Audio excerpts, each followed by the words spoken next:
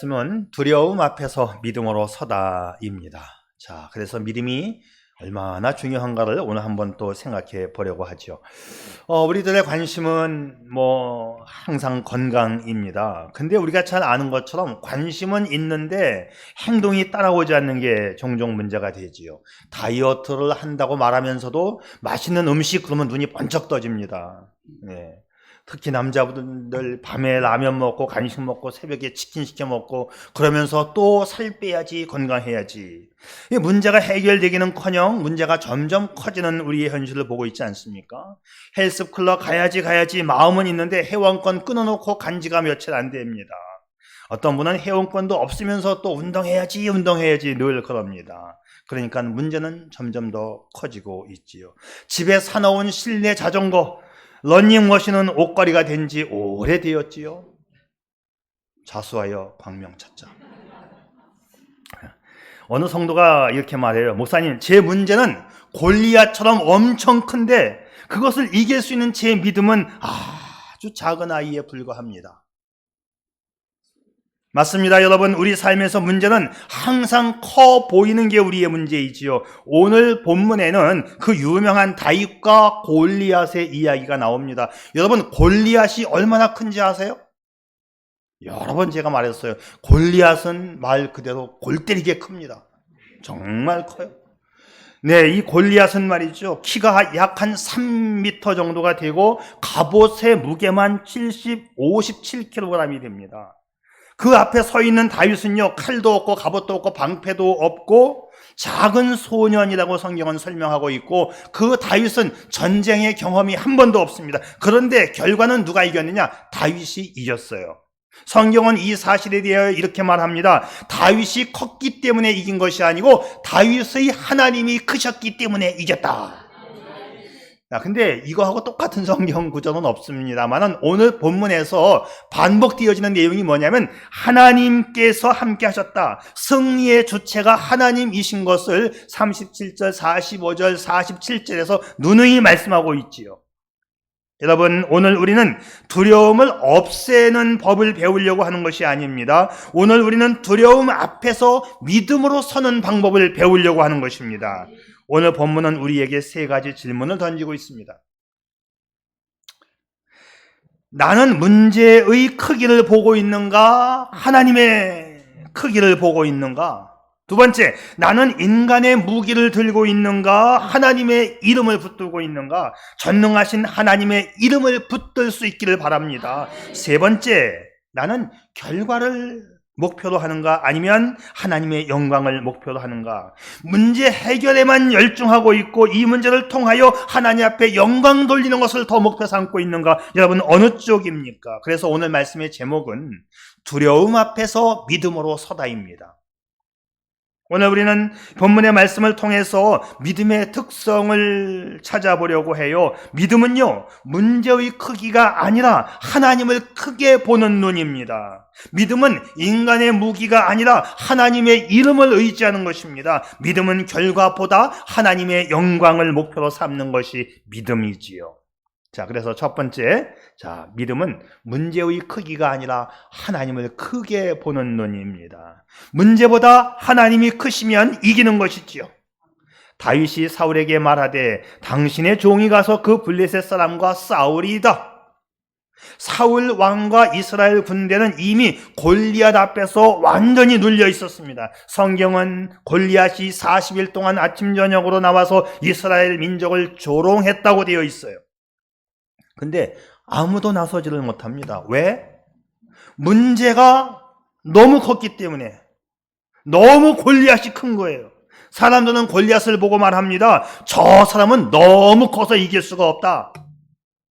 그런데 다윗은 이렇게 생각했을 거예요. 저 사람은 너무 커서 빗나갈 데가 없다. 아무렇게나 던져도 다 맞는다. 눈 감고 던져도 맞는다. 이게 다윗의 생각이었을 거예요. 같은 문제의 골리앗을 보는데 전혀 다른 해석을 하고 있는 거지요. 문제는 동일한데 보는 눈이 다른 것입니다. 여기서 우리는 믿음의 본질을 보는 것이죠. 믿음이 뭐냐? 현실을 부정하는 것이 아니라 현실 위에 계신 하나님을 더 크게 보는 능력이 바로 믿음입니다. 믿음은 문제가 없다고 말하는 게 아니에요. 문제 있어. 지금 문제야. 그런데 문제보다 크신 하나님이 계시다고 고백하는 거예요. 하나님이 크시면 되는 거 아니겠습니까? 크신 주께 영광 돌리세. 하나님은 크십니다. 이 크신 하나님을 붙잡을 수 있기를 바랍니다. 어느 아이가 돋보기를 들고 개미를 보면서 말합니다. 와, 이 개미는 괴물이다. 괴물 엄청 크다. 개미는 사실 그대로인데 돋보기가 문제를 키워서 크게 보이게 만든 것이죠. 우리도 마찬가지입니다. 문제를 돋보기로 보면 그 문제는 괴물이고 괴물이에요. 반대로 작은 믿음도 현미경으로 보면 정확하게 볼 수 있습니다. 작지만 분명한 실체로서의 그 믿음의 특징과 그 믿음의 능력을 볼 수 있는 것이지요. 여러분, 작아도 분명한 믿음을 가질 수 있기를 바랍니다. 믿음의 눈으로 보면 하나님은 언제나 분명하고 확실하고 능력 있는 분이시지요. 여러분, 우리가 붙잡을 것은 세상의 어떤 덩치 큰 문제가 아니고 분명한 하나님을 붙잡는 것입니다. 자, 그래서 오늘 우리는 주님이 우리에게 하신 말씀 새겨볼 필요가 있어요. 같이 읽겠습니다. 다 같이 시작. 너희에게 믿음이 겨자씨 하나만큼만 있으면 이 뽕나무더러 뿌리가 뽑혀 바다에 심기우라 하여도 너희에게 순종하리라. 아멘. 자, 이 말씀은요, 제자들이 우리에게 믿음을 더하여 주세요 라고 요청한 직후에 주어진 말씀이에요. 그러니까 제자들의 마음속엔 뭐냐면 우리에게 믿음을 더하여 주세요. 우리에게 믿음을 크게 해주세요. 믿음의 양을 늘려달라고 말씀했지만 예수님은 믿음은 양의 문제가 아니고 질의 문제다. 즉 예수님이 강조하신 이 겨자씨만한 믿음, 이 작아 보이는 이 믿음도 믿음의 그 크기보다도 이 믿음 속에 들어있는 믿음의 본질을 주님이 말씀하고 계신 거예요. 그러니까는 믿음이 크면 된다 보다도 겨자씨만한 믿음일지라도 참된 믿음이면 된다를 주님이 말씀하고 계시는 것이지요. 그래서 믿음은 많고 적음의 문제보다 진실로 진짜로 하나님을 신뢰하느냐의 문제입니다. 여러분, 우리 인생의 문제는 갑자기 커진 게 아니죠. 우리가 그 작은 문제를 돋보기를 가지고 계속 보니까 확대시켰을 뿐이에요. 그렇다면 문제를 확대해서 보는 그 돋보기만을 내가 들고 있을 것이냐, 아니면 하나님을 크게 하는 믿음의 눈을 가질 것이냐, 이것이 우리의 선택입니다. 우리 삶의 선택에 의해서 우리 삶의 방향이 달라지는 거예요. 여러분, 하나님을 확대하는 믿음의 눈을 가질 수 있기를 바랍니다. 자, 그렇다면 그 믿음을 정확히 보는 그 현미경의 믿음, 현미경의 믿음의 눈이 우리에게는 필요한 것이지요. 어느 순간에도 문제의 크기가 아니라 하나님을 크게 볼 수 있기를 축복합니다. 질문 하나 드리죠. 여러분, 사자보다 더 무서운 게 뭔지 아세요? 모기. 왜 그런지 아세요? 우리가 평생 살면서 사자에게 물릴 가능성은 전혀 없습니다. 근데 모기에게 물릴 가능성은 엄청 많아요. 왜냐하면 사자는 동물원에 있고 모기는 내 귀 옆에 있기 때문에 그래요. 자, 문제의 크기가 중요한 게 아니고 나와의 거리, 내가 인식하고 있는 게 문제라는 거예요. 사울과 백성들은 골리앗과의 이 거리가 너무 가까웠어요. 그 골리앗이, 엄청 큰 골리앗이 너무 가까이 있다고 믿었던 겁니다. 그리고 심적으로 느낄 때 하나님은 너무 멀리 있는 것처럼 느껴지는 거예요. 이게 문제입니다, 이게. 그런데 다윗이 어떻게 느끼는가 하면 골리앗과의 거리는 멀리 느껴졌고 하나님과의 거리는 아주 가깝게 느껴진 다윗이었지요. 여러분, 지금 무엇을 더 크게 보고 있어요, 여러분? 여러분, 문제를 크게 보고 있습니까? 하나님을 크게 보고 있습니까? 크신 주께 영광 돌리세. 여러분, 정말 입술로만의 하나님이 아니고 그 하나님이 크신 하나님이심을 믿을 수 있기를 바랍니다. 여러분의 눈에 지금 무엇이 확대되어 있습니까? 하나님, 크신 하나님을 확대하여 더 볼 수 있기를 바랍니다. 다윗은 정말 거대한 골리앗을 보기 전에 과거의 사자와 곰을 이기게 하셨던 하나님을 먼저 보았어요. 다윗의 고백입니다. 여호와께서 나를 사자의 발톱과 곰의 발톱에서 건져내셨다. 믿음이라고 하는 것은 미래를 상상하는 것보다도요, 과거에 역사하신 하나님을 기억하고 그 사실을 믿는 것이 믿음입니다. 과거에 역사하신 하나님을 기억하는 사람은 현재의 문 앞에서 흔들릴 수도 있어요. 성경을 보면 항상 하나님은 역사적인 하나님으로 하나님이 소개가 돼요. 이런 표현 많이 나오죠, 구약 성경에. 나는 아브라함과 이삭과 야곱의 하나님이다. 이거 옛날 얘기하는 거예요, 하나님께서. 나는 옛날에 너희들의 조상 아브라함과 이삭과 야곱과 함께 하신 것 너희들 보았지 않느냐, 믿었지 않느냐. 오늘도 내가 너와 함께 하는 그 하나님이야. 나는 아브라함과 이삭과 야곱 역사 속에 함께 하셨던 그 하나님이야. 오늘도 동일하게 변함없이 너와 함께 할 거야. 하나님이 이렇게 말씀하십니다. 그래서 오늘 우리는 하나님을 붙잡는 것인데요, 믿음이라고 하는 것은 두 번째로 인간의 무기가 아니라 하나님의 이름을 의지하는 것입니다. 하나님의 이름을 붙잡는 거예요. 예수의 이름으로 나는 일어서리라. 예수의 이름을 붙잡는 거죠. 하나님의 이름을 붙잡는 것입니다. 원수가 날 향하여 와도 쓰러지지 않는 것입니다. 오늘 성경에 보게 되면 사울이 자기의 군복을 다윗에게 입히고 그랬어요. 하나님이 자기의 군복을, 사울이 자기의 군복을 다윗에게 입혔다. 왕이 어린 다윗에게 자기의 군복을 입혀주는 이 장면이 참 처절하게 느끼지 않습니까? 왕이 어린아이에게 네가 나가서 좀 싸워다오 하고 자기의 군복을 벗어서 그 어린 다윗에게 입혀줍니다. 이스라엘 진영에서는 아직도 이 커다란 골리앗 앞에 나가 싸울 사람이 한 명도 없었던 거예요. 그때 다윗은 형님들에게 줄 도시락을 가지고 이 전쟁터로 왔지요. 다윗은 어린 그 꼬맹이가 엄마가 싸준 K푸드 김밥 도시락을 가지고 돌리면서 형님들 내가 왔습니다. 도시락 드세요. 김밥 싸왔어요. 그리고 재미나게 왔는데 우리 이스라엘 백성들이 다 벌벌벌 떨고 있는 겁니다. 그때 어린 다윗은 골리앗 앞에서 벌벌 떨고 있는 이 모습을 보면서 소년 다윗이 말합니다. 제가 나가서 골리앗과 싸우겠습니다. 그래서 사울 왕이 얼마나 기뻤는지 자기 군복을 벗어서 다윗에게 입혀주는 거예요. 여러분, 이때 이 소년 다윗 나이가 얼마였을까요? 네, 성경은 다윗을 소년이라고 오늘 본문에서 부르고 있어요. 자, 민수기에 보게 되면 전투에 참여하는 병력의 나이가 20세 이상으로 된 걸 볼 수 있는데 아직 전투에 참여하지 않았으니까 20세 이하이지요. 그렇다고 한다면 적당히 보았을 때 한 13살에서 17살 정도로 보는 게 맞을 것 같습니다. 얼마나 절박했으면 15살 전후의 소년이 전쟁터로 나가겠다고 하니까 사울 왕은 자신의 갑옷을 입혀주는 겁니다. 여러분, 사울 왕의 갑옷이 어떤 옷이었을까요? 왕의 갑옷, 왕의 군복, 최고의 장비 아닙니까? 최신식 무기 아닙니까? 최고의 방어구 아닐까요? 네, 그런데 다윗은 그것을 벗어서 다윗에게 입혀주는 거예요. 내가 이걸 입고 가지 못하겠습니다 하고 다윗은 곧바로 벗어버리죠.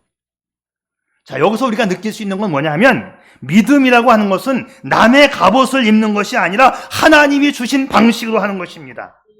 중요한 진리를 배우게 돼요. 하나님은 똑같은 승리를 주시지만 똑같은 방식으로 싸우게 하지는 않는다는 것이지요. 사울 왕은 갑옷과 칼을 의지했지만 다윗은 물맷돌과 하나님의 이름을 붙잡았다는 거예요.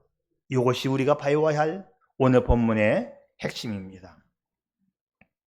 여러분, 혹시 어렸을 때 빨리 크고 싶어서 어른들의 옷을 슬쩍 입어본 적 있으시죠?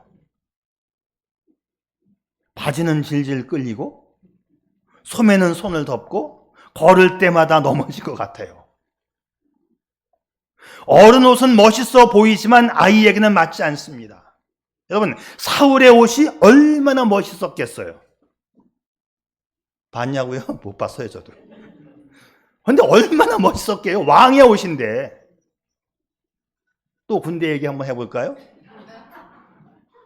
군대에서 장군이 입는 옷은 뭔가가 달라요. 똑같은 특전복인데 장군의 옷은 괜히 보면 말이죠, 뭐 좀 더 달렸나 하고 자꾸 보게 돼요. 멋지긴 멋져요. 뭐 별이 달려있으니까 멋지죠. 가끔씩 장군이, 우리 여단장이 우리 강화훈련할 때 점프할 때 같이 한다고 비행장에 오면 그날 피곤한 날이에요. 아주. 우리만 피곤한 게 아니에요. 야, 오늘 여단장이 왜 같이 점프하냐? 우리 격려해 주려고 비행장에 자기도 똑같이 입고 왔는데 우리는 다 호루한 거 낙하산 들고 있는데 장군이 갖고 있는 옷도 제일 새거, 낙하산도 제일 새거. 근데 좀 피곤해, 우리는. 그 사람이 왔다는 자체가. 근데 난 우리만 피곤한 줄 알았더니 낙하산 정비반에 있는 포장하는 친구들이 그래요. 야, 여단장이 점프를 하게 되면 우리는 더 피곤해. 문제 생길까봐 겠다 풀렀다 그냥. 야, 다시 한번 확인해봐. 조금 이따 와서 야, 다시 한번 확인해봐. 문제 생기면 큰일 나잖아요, 장군이 죽으면. 그래서 야, 니들 모르지? 한 10번은 풀렀다 접었다 한다. 그러니 장군의 옷이 얼마나 멋졌겠어요. 사울의 갑옷은 멋이 있었을지 모르지만 다윗에게는 맞지 않았습니다. 여러분, 우리는 종종 다른 사람의 신앙 방식을 부러워할 수가 있어요. 남의 것이 더 좋아 보이실 수 있습니다. 저 집사님 하는 방식으로 나도 해볼까? 저 목사님이 쓰는 방식으로 나도 한번 따라서 믿음 생활 해볼까? 남이 하는 방식 흉내내는 게 그게 좋은 게 아닙니다. 뭐 옛날에 그랬죠. 예수를 믿는 여러분 영혼이 잘되고 범사가 잘되고 강건하기를 축복합니다. 이거 엄청나게 많이 했어요, 전국적으로. 누군지 아시죠? 믿음은 남의 방법이 아니에요. 따라가는 게 아닙니다. 내가 하나님을 붙잡고 그를 믿는 것입니다.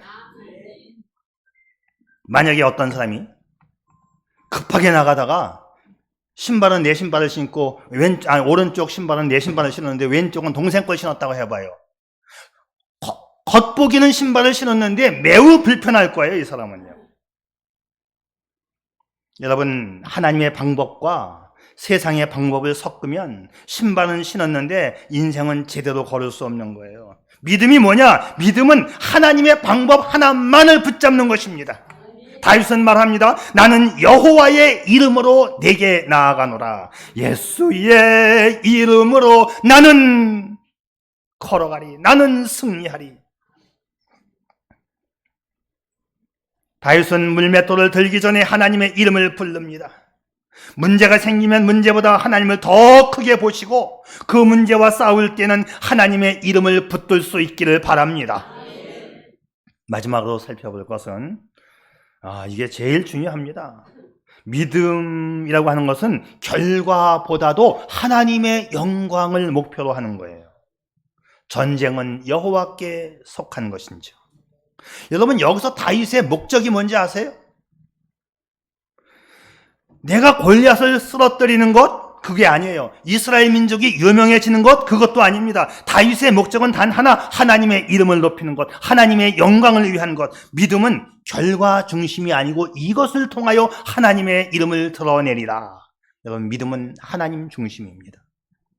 여기서 우리는 우리 신앙의 목적을 다시 한번 확인해야 돼요. 신앙의 목적은 문제 해결도 아니고 성공도 아니고 내 만족도 아니고 하나님의 영광이 최종적으로 드러날 수 있어야 그것이 믿음입니다. 믿음은 이기게 해주세요. 믿음은 병 고쳐주세요. 믿음은 꼭 낫게 해주시고 학교에 합격하게 해주시고 꼭 회사에 들어가게 해주세요. 그것보다도 그걸 통하여 하나님의 이름이 높아지게 해주세요. 그것이 목적이 되어야 하는 거예요. 이게 가장 중요합니다. 어느 학생이 수능을 쳤는데 점수를 잘 받았어요. 그래서 인터뷰를 합니다. 그랬더니 제가 잘나서요. 저 원래 똑똑하거든요. 그거 문제 그거 쉽더라고요. 이렇게 인터뷰하는 학생이 있었는가 하면 또 다른 학생은 좋은 선생님을 만났습니다. 선생님이 잘 가르쳐 주셨습니다. 여러분, 믿음은 성적표에 내 이름을 크게 쓰는 것이 아니고 하나님의 이름을 크게 쓰는 것입니다.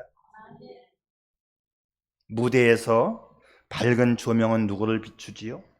배우를 비춥니다. 조명은 조명 자신을 비출 수가 없어요. 조명은 배우를 드러나게 합니다. 믿음이 뭐냐면 그게 조명이에요. 믿음은 나를 비춰달라가 아니고 믿음은 하나님을 비추는 게 그게 믿음이지요. 다윗은 자기를 비추지 않았어요. 그는 하나님을 비추었습니다. 얼마나 멋진 소년입니까? 엄마의 도시락을 들고 형님들 여기 김밥 싸왔어요 하고 재미나게 왔는데 많은 사람들이 네 어린아이가 뭘 하냐, 형님들이 야 임마 가라. 그래도 그는 나는 하나님의 이름을 붙드는 거야. 그리고 전쟁터로 나아갑니다. 여러분은 지금 어떤 골리앗 앞에 서 있습니까? 여러분 앞에 서 있는 이 골리앗은 뭡니까? 건강의 문제, 자녀의 골리앗, 경제의 골리앗, 관계의 문제, 신앙의 침체. 이럴 때 우리는 다윗 앞에 고백합시다. 이 싸움은 내 싸움이 아니라 주님의 싸움이다. 왜? 전쟁은 하나님께 속한 것이니까. 국가의 흥망성쇠도 하나님께 속한 것이라고 사도행전은 말합니다. 어느 교회에 믿음 체중계가 있었대요. 올라가면 몸무게 57, 믿음 20kg. 말을 한답니다. 한 성도가 이렇게 말해요. 목사님, 제 몸무게도 숨기고 싶은데 제 믿음은 더 숨기고 싶어요. 그리고 거기에 안 올라가려고. 근데 믿음은 체중계처럼 올라가지 않아도 삶의 현장에서 보여집니다. 믿음은 말이 아니고 그 사람의 선택이고 그 사람의 행동입니다. 그 사람의 삶의 반응이에요. 두려움 앞에 서는 태도를 보게 되면 이 사람의 믿음을 우리가 알 수 있는 것이지요. 결국 우리의 행동이 우리의 믿음을 말해주는 거예요. 나 믿음 좋다라고 뻥튀기 안 해도 다 표시가 납니다. 오히려 믿음 없는 사람이 왕년에 내가 하면서 뻥튀기 많이 하는데 그거 아무 소용없어요. 오히려 자랑만 하는 사람은 하나님이 그 자랑마저도 뺏어갈 겁니다. 여러분, 그 자랑하려면 자랑할 입을 가지고 하나님의 영광을 높일 수 있기를 바랍니다. 우리가 살아가는 이 삶의 현장에 얼마나 많은 문제와 두려움이 있나요? 골리앗 같은 문제들 앞에서 여러분 믿음으로 설 수 있기를 바랍니다. 그리고 기억하세요. 두려움은 참 두려운 존재입니다. 우리 이거 인정해요. 쉽게 없어지지도 않습니다. 그러나 믿음은 두려움보다 큽니다. 믿음은 문제를 없애는 능력이 아니라 문제 앞에서 하나님과 함께 서는 능력이지요. 믿음은 문제 앞에서 하나님의 능력을 붙잡는 것입니다. 오늘 이제 우리 이렇게 한번 고백해 볼까요? 나는 문제보다 하나님을 크게 보겠습니다. 나는 인간의 무기보다 하나님의 이름을 붙잡겠습니다. 나는 결과보다 하나님의 영광을 목표로 살겠습니다. 이것이 우리의 고백이 되어진다면 이와 같은 다윗의 고백으로 믿음의 승리를 이끌어가는 저와 여러분 되시기를 축복합니다. 아멘. 기도하죠.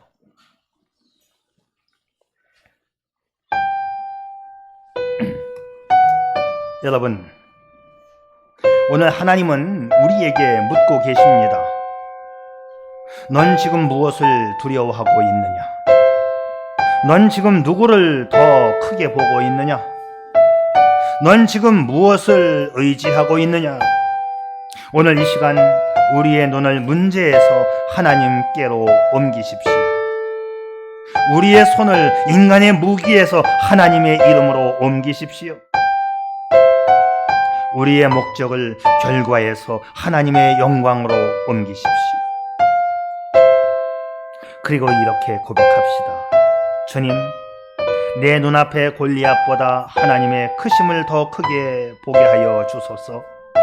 내 힘이 아니라 예수의 이름으로 서게 하소서. 예수의 이름으로 오늘도 두려움 앞에서 물러나지 않고 믿음으로 한 걸음 나아가게 하소서. 이런 믿음의 고백으로 인생 승리를 쟁취하는 여러분이기를 축복합니다. 아멘. 아버지 하나님, 우리 앞에 골리앗이 서 있을 때에 우리의 눈이 문제를 향하지 않고 하나님을 향하게 도와주옵소서.